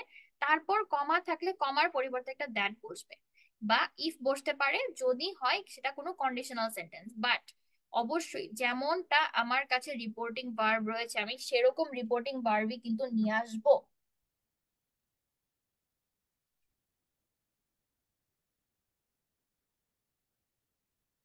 এক দফা এক দাবি কঠিন, তা তা মানে বুঝি নাই। এক, দুই হচ্ছে এগুলা কিন্তু অ্যাকচুয়ালি খুব কঠিন। কেন তোমাদের কাছে সহজ লাগছে জিনিসটা, আমার কাছে খুব মজা লাগছে যে না, তোমরা অনেক ইজিলি বুঝতে পারছো। ডাব্লিউএইচ থাকলে ডাব্লিউএইচ কোশ্চেন হবে, তখন ইফ বসবে না, তখন ইফ এর পরিবর্তে ডাব্লিউএইচ থাকবে। It's a good question. Okay, তারপরে যাচ্ছি, আমার সেন্টেন্সের স্ট্রাকচারটা দেখতে ঠিক এরকম হবে এতক্ষণ যা দেখালাম। তারপরে কি হবে বলতো, তারপরে হচ্ছে তোমার পুরো সেন্টেন্সটাকে ওই পার্সপেক্টিভে চেঞ্জ করে দিতে হবে, এবং টেন্স এবং কি বলে টেন্স এবং প্রোনাউন হচ্ছে সমান রাখতে হবে, কেমন? কম্পাউন্ড কমপ্লেক্স সেন্টেন্সের ন্যারেটিভ স্টাইল নিয়ে প্রবলেম। কম্পাউন্ড কমপ্লেক্স কমপ্লেক্স সেন্টেন্সের ন্যারেটিভ প্রথমত আসে না খুব একটা, যদি আসে অ্যাজ ইট ইজ থাকে, ওখানে কিন্তু আবার তোমাকে সিম্পল কমপ্লেক্স কম্পাউন্ডে চেঞ্জ করার কোনো দরকার নেই, তুমি শুধুমাত্র নারেশনে চেঞ্জ করবে, শুধুমাত্র নারেশনে চেঞ্জ করবে, কেমন? ওকে। এখানে দেখো প্যাসেজ নারেশন নিয়ে যারা প্রবলেম ফেস করছিলে তাদের জন্য একটা এক্সাম্পল, খুব সুন্দর এক্সাম্পল, সেটা হচ্ছে I love reading, she said, it allows me to escape to different worlds. Okay, এটা হচ্ছে একটা প্যাসেজের পার্ট। প্যাসেজ নারেশন নিয়ে এতক্ষণ যাদের যত প্রবলেম ছিল, আই হোপ এটার পরে প্রবলেমটা সলভ হবে। একটা প্যাসেজের part, I love reading, she say, it allows me to escape it. এখানে সেন্টেন্স কিন্তু দুইটা, এবার দুইটা সেন্টেন্সকে আমি চেঞ্জ করব, দুইটা সেন্টেন্সকে চেঞ্জ করে আমি ইনডিরেক্টে নিয়ে আসবো, তখন আমি কিভাবে চেঞ্জ করব? আই লাভ রিডিং, কথাটা বলেছে she, she said that she loved reading. এরপরে দেখো আরেকটা পার্ট আসছে যেখানে বলছে it allows me to escape to different worlds, it allows me to escape to different worlds, এটা অ্যাড হবে। এতক্ষণ যারা বলছিলে সিম্পল বা সরি কমপ্লেক্স বা কম্পাউন্ড সেন্টেন্সের পার্টস গুলো বুঝি না, এটা কিন্তু একটা কম্পাউন্ড কমপ্লেক্স সেন্টেন্স ক্রিয়েট করছে, বিকজ দিয়ে এখানে একটা কমপ্লেক্স সেন্টেন্স ক্রিয়েট হচ্ছে, যে বিকজটা দিয়ে এখানে একটা কমপ্লেক্স সেন্টেন্স আমরা তৈরি করছি। She said that she loved reading because it allowed her to escape to different worlds, কারণ এটা তাকে বিভিন্ন ওয়ার্ল্ডে এসকেপ করতে মানে বিভিন্ন জায়গায় চলে যেতে হেল্প করে। তাহলে দেখো একটা দুইটা সেন্টেন্সকে আমরা কম্বাইন করে একটা সেন্টেন্সে নিয়ে আসছি, যেটা কিনা আমার প্যাসেজ নারেশনে খুব বেশি পরিমাণে হয় এবং লাগে, যখন তোমার সাবজেক্ট কন্টিনিউ হয়, মানে একজন স্পিকারই কথা বলে তখন তার বিভিন্ন কথাকে আমরা এভাবে একসাথে মার্জ করে আমরা কিন্তু চেঞ্জটা করতে পারি। সেম তুমি জাস্ট তখন কি করবে, তুমি দুইটা পার্টকে আলাদা আলাদা কনভার্ট করবে, যেমন এখানে বলা হয়েছে she said she loved reading, শেষ, I love reading, she said she loved reading, done. এরপরে কি হবে, বিকজ পরে অ্যাড করব it allows me to escape to different world, এটাকে আমরা চেঞ্জ করব it allowed her to escape to different worlds, done. এবার এই দুইটার মাঝখানে আমি একটা ফুল স্টপ না বসিয়ে এরকম করে একটা ফুল স্টপ না বসে আমি কি বসাবো, একটা কানেক্টর বা একটা জয়নিং বসিয়ে দিব। তাহলে কি হবে, এটা দিয়ে বুঝাবে যে তোমার আলাদা করে সাবজেক্টটা বারবার টানা লাগবে না, একই সাবজেক্টের মানে একই স্পিকারের বক্তব্য সবগুলো, তুমি যখন একই স্পিকারের সবগুলো বক্তব্যকে একসাথে এরকম কানেক্ট করে দিবে তখনও কিন্তু তোমাকে একবার মাত্র সাবজেক্টটা বা স্পিকারটা ইউজ করলেই হবে, একাধিক সাবজেক্ট ইউজিং বা স্পিকার ইউজিং লাগবে না। আই হোপ এই পর্যন্ত আমাদের প্যাসেজ নারেশন নিয়েও প্রবলেমস ডান। এরপরেও যদি কোনো প্রবলেম থাকে সেটা একটু আপুকে জানাও যে আপু এই জায়গাটায় প্রবলেম হচ্ছে। ওকে, এর যে কঠিন কোনো রুল নাই ন্যারেশনে, ন্যারেশন ভীষণ সহজ একটা জিনিস, তুমি যখন প্যাসেজ নারেশনও করতে যাবে তখন টুকিটাকি নৈকট্যবাচক বা ওই দূরত্ববাচক শব্দ তোমাকে জানা ছাড়া আলাদা করে নারেশনে তেমন কিছুই জানতে হবে না। তুমি যদি ন্যারেটিভ স্টাইলটাকে চেঞ্জ করতে পারো, ডিরেক্ট টু ইনডিরেক্টে নিয়ে যেতে পারো, এখানেই তোমার 90% ওয়ার্ক ডান। 10% ওয়ার্ক কি কানেক্ট করা, যেটা কিনা এখনই মাত্র দেখলাম যে আমরা যদি কানেক্ট করতে শিখে যাই, যে একই সাবজেক্টের বা একই স্পিকারের কথাগুলো পরপর আমরা বিভিন্ন কানেক্টরস দিয়ে, এখানে আমি বিকজ দিয়েছি, আমি যদি নাও দিই তাও হবে। যদি বলি যে শি অ্যাডেড দ্যাট দিয়ে যদি কাজ করি তাও হয়ে যাবে। তারপরে আমরা আরো অনেক কিছু ইউজ করতে পারি, এডিশনালি দিতে পারি, ফার্দার মোর।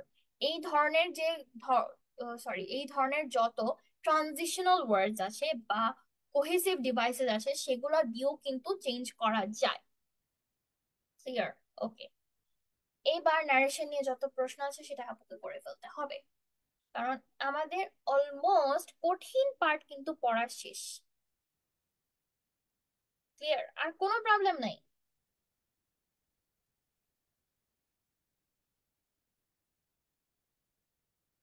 ওকে, এবার নারেশন নিয়ে যত প্রশ্ন আছে সেগুলো একটা আপুকে করার, যে আপু এই যে এই জায়গায় প্রবলেম, কোনো রুলস না বুঝলে বা আমরা কিভাবে চেঞ্জ করব সেটা না বুঝলে, এটা একটু আপুকে বলতে হবে। সেন্টেন্স নিয়ে আলোচনা, আমি তো অলরেডি সেন্টেন্স নিয়ে আলোচনা করে ফেলেছি। আমরা কিন্তু ট্রান্সফরমেশনের ক্লাসে সেন্টেন্স নিয়ে ডিটেইলস আলোচনা করেছি, সো যারা ক্লাসটা করেনি একটু ক্লাসটা করে আসতে হবে, গ্রুপে পেয়ে যাবে।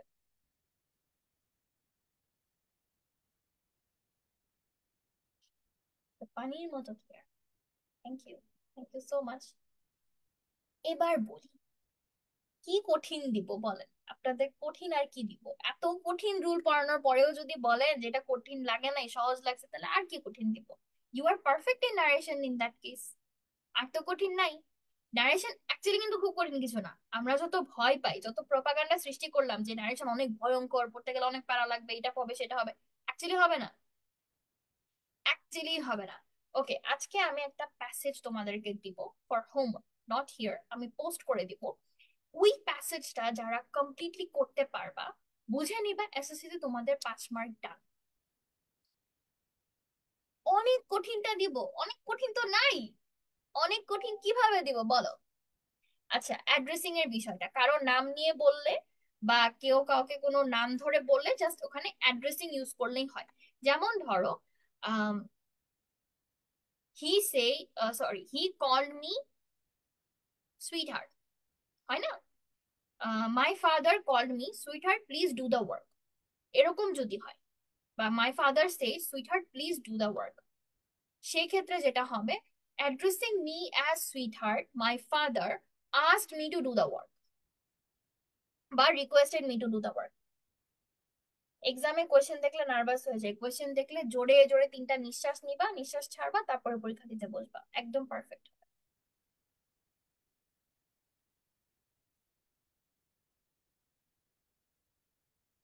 আর কোনো প্রশ্ন করে ফেলি একটু আপু, এই প্রশ্নটা রয়েছে।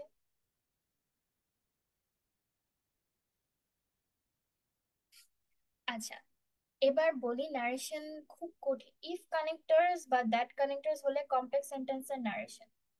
ইফ কানেক্টর দ্যাট কানেক্টর বলতে তেমন কিছু নেই, ইফ আর দ্যাট হচ্ছে কমার পরিবর্তে অ্যাজ এ কানেক্টর ইউজ হয়। আর এটার কমপ্লেক্স সেন্টেন্সের নারেশন যেটা তুমি বলতে চাচ্ছ, অ্যান্ড যুক্ত সেন্টেন্স, ওটা জাস্ট সেন্টেন্সটাকে চেঞ্জ করলে হবে, এটার কোনো চেঞ্জ হবে না। আমরা কিন্তু সেন্টেন্সের স্ট্রাকচার চেঞ্জ করছি, যে কোনোটাকে অ্যাসার্টিভে নিয়ে যাচ্ছি, ওই 5টা ব্যতীত সিম্পল কমপ্লেক্স কম্পাউন্ডের কোনো চেঞ্জ কিন্তু করব না। ওটা কিন্তু একদম যেমন আছে তেমনই থাকবে, জাস্ট প্রোনাউন এবং টেন্স চেঞ্জ হবে, এখানে সিম্পল কমপ্লেক্স কম্পাউন্ডের কোনো টেন্সের চেঞ্জ কিন্তু হবে না।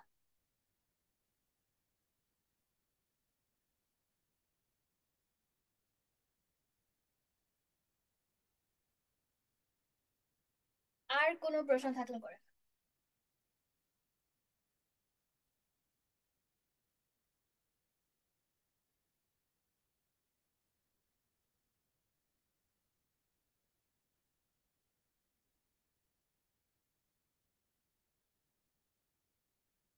ওকে, আই হোপ এটা বোঝা হয়ে গিয়েছে যে কমপ্লেক্স সেন্টেন্সের কি চেঞ্জটা হবে। Complex sentence as it is থাকবে। কমপ্লেক্স বলতে কি, অ্যান্ড বা বাট যুক্ত সেন্টেন্স তো, অ্যান্ড বাট ওরকমই থাকে, but did that, but she said that, এরকম, আর কিছু না। ওরকম অ্যাজ ইট ইজই থাকে, ওটা জাস্ট প্রোনাউন চেঞ্জ হয় আর টেন্সটা চেঞ্জ হয়। নেক্সট ক্লাস কবে রুটিন দেওয়া আছে, দেখে নিতে পারেন, গ্রুপে রুটিন পোস্ট করা আছে এবং কভার ফটোতেই রুটিন আছে। সো বুঝে যাবেন নেক্সট ক্লাস কবে।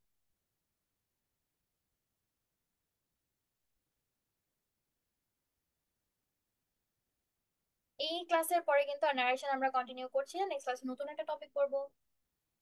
তো নারেশন নিয়ে যত প্রশ্ন আছে এই ক্লাসেই করে ফেলতে হবে। ক্লিয়ার? আর কিছু বলে ফেলেন যে এটা পড়া বাকি, তাহলে আমি পরবর্তী এক্সামে চলে যাই। এবার দেখেন, she said to me, I like you very much. She told me that she liked me very much. অনেক সময় হি সি ছাড়াও মানে অ্যাকচুয়াল যে স্পিকার সে ছাড়াও একজন লিসেনার উল্লেখ থাকে। যেমন এই সেন্টেন্সটাতেই দেখে, টু মি, আমার লিসেনার কিন্তু প্রেজেন্ট, সরি ভুলে দাগ দিলাম, মি, মি হচ্ছে লিসেনার। যখন লিসেনার প্রেজেন্ট থাকবে তখন কিন্তু অবশ্যই ইনডিরেক্ট স্পিচে গিয়ে আমাকে লিসেনার উল্লেখ করতে হবে। তখন আমি কিভাবে করব? সেইড টু মি, সেইড হয়ে যাবে টোল্ড, মানে সেইড টু মি থাকলে সেইড টু যে পার্টটা, এই যে সেইড টু এই পার্টটা যখন থাকবে সেটা কিন্তু হয়ে যাবে টোল্ড। ইয়াতে গেলে, এই ইনডিরেক্টে গেলে হয়ে যাবে টোল্ড। শুধু টোল্ড, টোল্ডের পরে কিন্তু আবার টু আনা যাবে না, টোল্ড এর পরে একদমই টু আনা যাবে না, টোল্ড টোল্ডই থাকবে। So told me that she like me very much, বাকি চেঞ্জটা অ্যাজ ইট ইজ যেরকম আমরা নারেশন চেঞ্জ করি ওরকমই হবে, বাট মিটা কিন্তু উল্লেখ করতে হবে। দ্যাট মিনস আমাকে লিসেনার উল্লেখ করতে হবে। সবসময় লিসেনার থাকবে এটা জরুরি না, বাট যদি লিসেনার থাকে লিসেনারকে এভাবে যুক্ত করে দিতে হবে। বাট যদি লিসেনার না থাকে সেক্ষেত্রে সেইটা কিন্তু চেঞ্জ হবে না, যেমন আছে তেমনই থাকবে। মানে she said, she said I like you very much, she said that she liked me very much, that's it, change হবে না। The student said, alas, we are failed again, আমরা আবারও হেরে গিয়েছি বা আমরা আবার হারছি। We are failed again, that means আমরা আবারও ফেলিয়ার হয়েছে, আগেও হেরেছি এখনো হারছি এরকম। The students exclaimed with sorrow, exclamation sentence বা এক্সক্লামেটরি সেন্টেন্সের যখন আমরা চেঞ্জ করব তখন কিন্তু এক্সক্লেম উইথ জয়, সরো, হ্যাপিনেস, স্যাডনেস এগুলো বলে নিতে হবে। দ্যাট মিনস এক্সক্লেমেশনটা কিভাবে হচ্ছে সেই এক্সক্লামেশনটা বলে নিতে হবে। The students exclaimed with sorrow that they had failed again,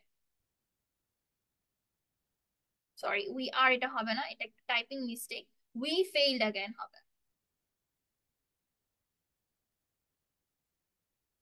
এটা হবে we failed again. alas we failed again, এরপর হবে they had failed again, just চেঞ্জটা কোথায়, এই এক্সক্লামেটরি বা exclamation পার্টটাতে।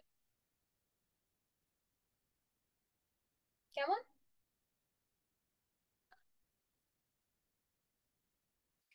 Iqra said I shall leave for London tomorrow, আমি নিজেই বলছি। ইকরা said that she would leave for London the next day, tomorrow পার্টটা একটু আগে করেছি সো এটা আমরা বুঝে গিয়েছি।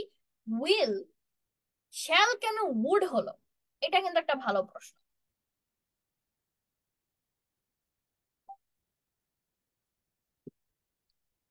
will না হয়ে ছিল শ্যাল, সেটা কেন would হলো? এই প্রশ্নটা আমাদের অনেকের আছে যে আপু শ্যাল অথবা উইলের মধ্যে পার্থক্য কি এবং কখন শ্যাল হয় কখন উইল হয়। তো এই কনফিউশনটা ক্লিয়ার করার একদম সহজ একটা রাস্তা কি জানো? সহজ একটা রাস্তা হচ্ছে অ্যাকচুয়ালি শ্যাল আর উইলের মধ্যে কোনো পার্থক্য নাই, সো শ্যালটাকে উড করে দেওয়া, এটার মধ্যে কোনো ডিফারেন্স নাই। তুমি চাইলেই শ্যালের পরিবর্তে উড ব্যবহার করতে পারো, শুধুমাত্র খেয়াল রাখতে হবে সেন্টেন্সটা আমার ফিউচারে আছে কিনা, যদি থাকে ফিউচারে তাহলে কিন্তু কি হবে, শ্যালটা উড হতেও পারবে, শুড হতেও পারবে, সেখানে ভয় পাওয়ার কিছু নেই। সো আজকের মতো আমাদের ক্লাস কিন্তু ডান। যেটা করতে হবে, আমাদের যে ইংলিশের থ্রেডটা রয়েছে সেই থ্রেডটার মধ্যে গিয়ে কিন্তু আমাদের কমেন্ট করে দিতে হবে। এই থ্রেডটাতে আমরা কেউ আপুকে প্রশ্ন করি না, আমাদের কোনো প্রবলেম নেই, কোনো কনফিউশন নেই, কিচ্ছু নেই, আমরা সবাই সবকিছু পারি। সো ইংলিশ এফএকিউ যে থ্রেডটা রয়েছে সেই থ্রেডে কিন্তু আমাদের প্রশ্ন করতে হবে, এবং থ্রেডে প্রশ্ন করে এক্স্যাক্টলি আপু একদম স্ক্রিনে নিয়ে এসেছি, থ্রেড যেটা রয়েছে ইংলিশ এফএকিউ থ্রেড, সকল ধরনের প্রশ্ন সেখানেই করবা। সেটা ট্রান্সফরমেশন নিয়ে হোক, নারেশন নিয়ে হোক, রাইট ফর্ম অফ ভার্বস নিয়ে হোক, যেটা নিয়ে হোক না কেন এটার মধ্যে কিন্তু প্রশ্ন করতে হবে। সো আজকের ক্লাস করার জন্য সবাইকে অসংখ্য অসংখ্য ধন্যবাদ। দেখা হবে পরবর্তী ক্লাসে। তবে হ্যাঁ, যাওয়ার আগে আজকে তোমাদের যত প্রশ্ন আছে সেগুলো একটু নিয়ে নিব। তো বলে ফেলো দ্রুত করে যে কি কি প্রশ্ন রয়েছে।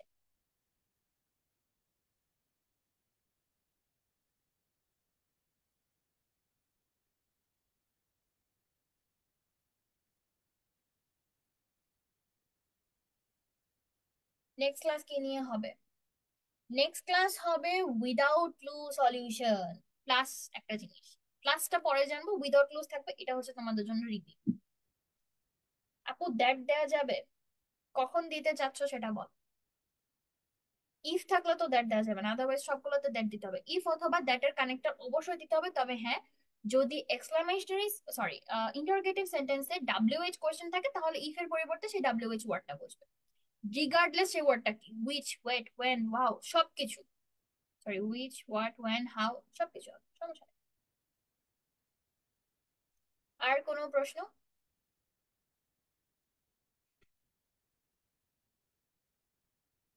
অলরাইট, আজকের মতো তাহলে আমাদের পড়াশোনা এখানেই শেষ হচ্ছে।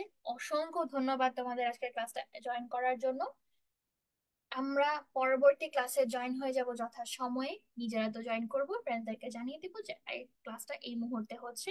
সময় এবং সবকিছু অবশ্যই গ্রুপে আগে থেকে জানিয়ে দেওয়া হবে, সো গ্রুপে চোখ রাখতে হবে এবং আপুকে প্রশ্ন সবসময় করে দিতে হবে। রাইট ফর্ম ভার্বসে কিভাবে পড়লে ফুল মার্ক পাবো, ক্লাসটা করে নাও। সকল চিট কোড দিয়ে দিয়েছি, সেখানে কিন্তু সবকিছু পেয়ে যাবে। ক্লাসের নোটিফিকেশন আগে না আসে না, তার কারণে আগের ক্লাসটা মিস করেছি। গ্রুপটা একটু ফলো করতে হবে, গ্রুপের নোটিফিকেশন অন করে রাখলে কিন্তু লাইভ হচ্ছে এটা তোমরা টের পেয়ে যাবে। ওকে, সো আজকের মতো আমাদের এই পর্যন্তই ছিল। দেখা হবে পরবর্তী ক্লাসে, এবং পরবর্তী ক্লাসে যে কোনো প্রবলেম সলিউশনের ক্ষেত্রে কিন্তু আপুকে জানিয়ে দিতে হবে। ক্লাসের রুটিনটা গ্রুপে পেয়ে যাবে, একটু চেক করলেই পেয়ে যাবে, অথবা তোমরা কভার ফটো চেক করলেও কিন্তু ক্লাসের রুটিন পেয়ে যাবে। দ্যাট মিন্স কভার ফটোতে ক্লাসের রুটিনটা রয়েছে। আজকেই তো নেক্সট ক্লাস, রাইট? ন্যারেশনের সিস্টেমে বললে, রাইট? ওকে, দেখা হচ্ছে পরবর্তী ক্লাসে। টাটা।